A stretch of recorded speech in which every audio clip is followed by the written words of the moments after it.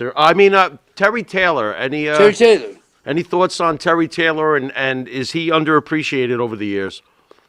Yes, Terry is. I first met Terry when I was in Memphis, and I was Terry's first opponent. The night he wrestled, and it was about 1981. Wow. He came to Memphis territory, and we wrestled in a babyface match in Memphis, Tennessee. And we became part of the Memphis territory. It was Jerry Lawler. I don't even think the Fabulous Ones had came on the scene yet. As a matter of fact, Terry Taylor was considered for one part of the original Fabulous Ones. Okay. But for some reason, or something happened, we didn't get a part of it. But Terry was always a student of the show, of wrestling. He wrote his finish every night and other finishes, so he always had a good mind for the business. Now, what happened was, when we became the Fantastic Ones, was back then, wrestling wasn't nationwide. Jerry Lawler was getting ready to run opposition to Jerry Jarrett. And I didn't want to go opposition. And what was going to happen was the territory was red hot. And one week, we were on the road to TV, and Jerry Lawler was going to own it with Lance Russell and about 50 other guys. Well, when him and Jerry Jarrett made amends, they had now 75 guys in the territory. So Atlanta was pretty burnt out, and Ole and Barnett and him was going to Ohio and Michigan and West Virginia. So they made a deal with Jerry Jarrett to send a crew down to Atlanta. And Bill Dundee was the booker.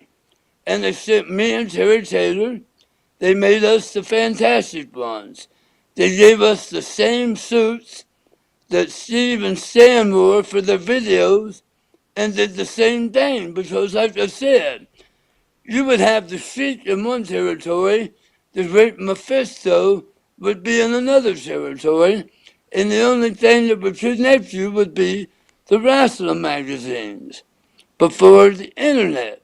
So we went down there, and we were the Fantastic Ones, and we became a team, and I enjoyed Terry. He's a phenomenal wrestler. He has a great mind for the business, and he is now at the Performance Center, and he's teaching down there. But yes, Terry was a great hand in wrestling, and he was always nice to me. I always got along with him, as a matter of fact, and he was really, really good. He's very underrated, very underappreciated. It was a real. What did you think when you saw the Red Rooster? Vince did to him, making him the Red Rooster up there in New York for whatever reason. Yeah. Did that bug you when you saw the Red Rooster? Wait a minute, hold on. Bobby, I love He loves the Red Rooster. I tell him he's crazy. Huge fan of that gimmick. I'm sorry. Bobby, please help me out here. The Red Rooster.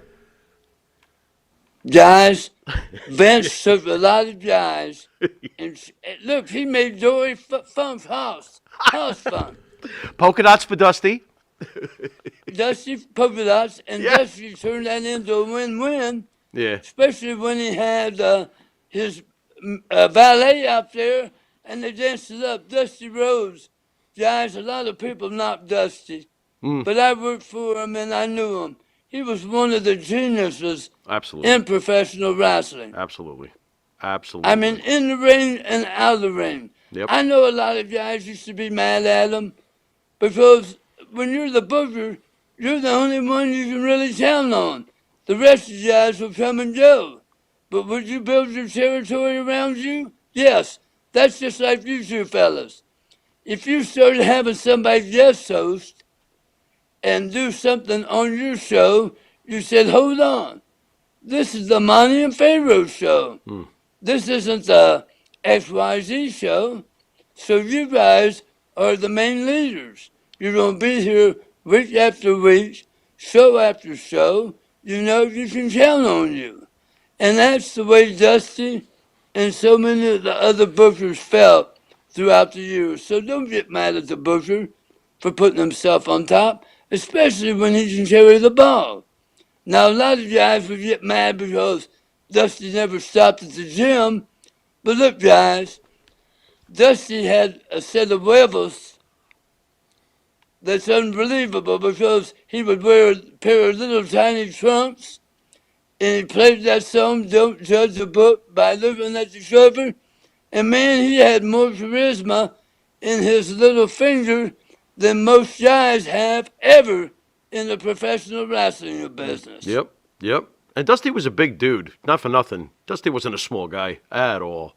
No, in my mind. no. He's a big dude. And he had the talk, guys. Oh yeah. Oh yeah. He You was know, great. I think about that. I think about the wrestlers of the day. But I also think about the talkers of the day. The Dusty Rhodes, the handsome Jimmy Valiants, so many Austin Idol. Yes. Jerry the King Lawler, he had it all. Yep. He could talk and he could wrestle, he could get in the ring. But not a lot of guys had both things. I heard you talking about Roman Reigns while I was getting ready to come on. And I always said when Vince was trying to push him down everybody's throats as a babyface, I said he needs to be a heel. Agreed. Agreed. Roman needs to be a heel. No doubt. Now, finally, she's at his right place. Yep. Yep. What do you think of the booking, though, over those years where people were complaining about it? While I do agree that he was much better as a heel and that we finally got to where we needed to get with him, I almost feel like the fact that at least Vince stuck with him, even though he was a face, put a lot of titles on him, the years added up, and I feel like Yes, the they did. resume is even more enhanced with this heel turn. Any thoughts on that? Right, but just let me say this first.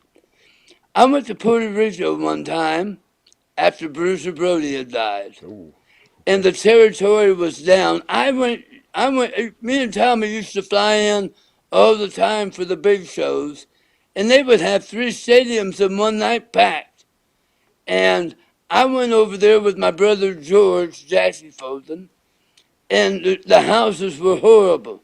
And I rode with Carlos to one of the shows. And I said, Carlos, your business is bad. I said, let me tell you how to pop your territory. I said, you and Jose Gonzalez have a history here. Both of you guys are baby faces, but you've bled and fought. And I said, you guys against each other will not turn one heel or one baby, but will draw. Well, they ended up doing that angle because I talked to Ronnie Jordan, and Ronnie said they popped the territory. I said, what'd they do? And he told me exactly what I said to Carlos. And what I'm getting ready to tell you is, you see, Vince was paving the road for Roman Reigns, Right. investing time Right. in what was to come. And guys, that's like Ric Flair said about MMA.